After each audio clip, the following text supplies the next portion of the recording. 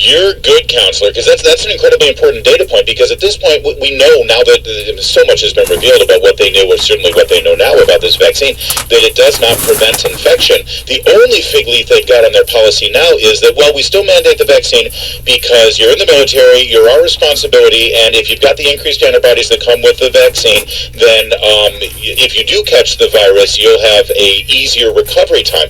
But being obese certainly doesn't help that out. So if they allow people to be obese, they've ruined their argument. Oh yeah, I mean, and those two were just the tip of the iceberg. And I don't know if you all saw just last week. We filed our brief in the Court of Appeals, and we showed as part of our evidence some of the living conditions that our sailors who have religious objections to the vaccine are being forced to live in. These living conditions are absolutely horrific. They're something that you would expect to see, in a third world country. There's toilets that are overflowing with human waste. Living, like their beds, their bracks, as they're called, are in standing toilet water. They're living like worms or some sort of microorganism growing out of the toilets. And it got so bad that there, United States senators who saw the article that covered our legal brief, they had to weigh in and ask the Pentagon, what is going on? These are United States sailors. These are people who defend our country, and you're forcing them to live in these types of living conditions just because they have a religious objection to the vaccine.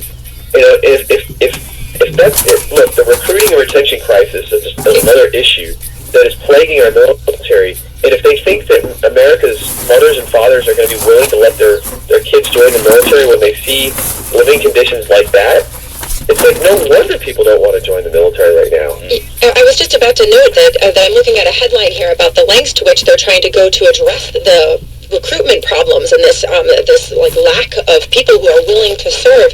Oh my goodness, when you hear your stories and the fundamental lack of respect that the leadership is giving to these American heroes, it really is something, rather than just trying to dangle more money, they might start with changing some of these policies that show more respect.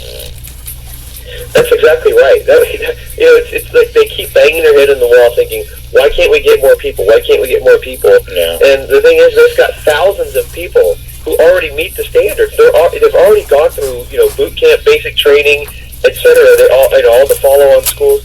They're sitting there on these ships waiting to be put to use. And the Navy's like, oh, no, you're not vaccinated. We can't even consider you. And so the latest I saw was they're willing to give $115,000 signing bonuses. That's how desperate they are to get people to join. But they don't want these Navy SEALs that they've invested so much time and money into, and these SEALs have gone through buds, they've gone through a hell and back to become a SEAL, and they don't want them to participate. It's unbelievable. Thank you for keeping on this. Mike Berry, Deputy General Counsel and Director of Military Affairs for First Liberty Institute. By the way, the latest news is 22 states have filed a amicus brief supporting you. Real fast, courts are going to be reluctant to step in on this, considering the argument here is that it affects military readiness. Is there precedent for a court stepping in and telling the Pentagon what they can and can't do here with regard to a policy that affects military readiness? Yeah, absolutely. I mean, first of all, the military doesn't get just to say whatever they want and then wave a magic wand, and then the courts say, oh, well, if they said so, then they can do, they can do anything. Yeah. They actually have to have some evidence. And the evidence doesn't support them. We've been winning. First Liberty Institute has been winning every step of the way in this case because our evidence supports us. Like I said earlier, all the data. Well, the data supports us, and the courts are agreeing. Well, the closer you get, look for the military to change this policy, because I doubt they want a court to tell them what to do. I think they'd rather say, yeah, we were going to do that anyway. But we shall see how it plays out. Keep us updated, and thanks for joining us. Thanks for having me. It's 7:46. Let's get to Lisa Baden and the Nifty Traffic Center. How do you spell relief? I think it's like 66 road work out of there. Man, westbound before and after the Beltway, it's been a long morning, but they're almost finished picking up the last of it. Virginia, what up? Northbound 395. So traffic begins the Beltway to into the landmark, and then from the Pentagon to the 14th Street Bridge. Maryland. South of 95 accident after 895 moved to the shoulder very quickly, Route 100. Now from GarageDoorRepair.com, the WMAL store on the forecast. The weather today is going to be amazing with low humidity, sunshine. It's just going to be beautiful. 89 your high temperature for today. Tomorrow going up to 87. Skies will be partly sunny. This weekend closer to 90 degrees with more mugginess. Labor Day itself, chance for some afternoon thunderstorms. 7 News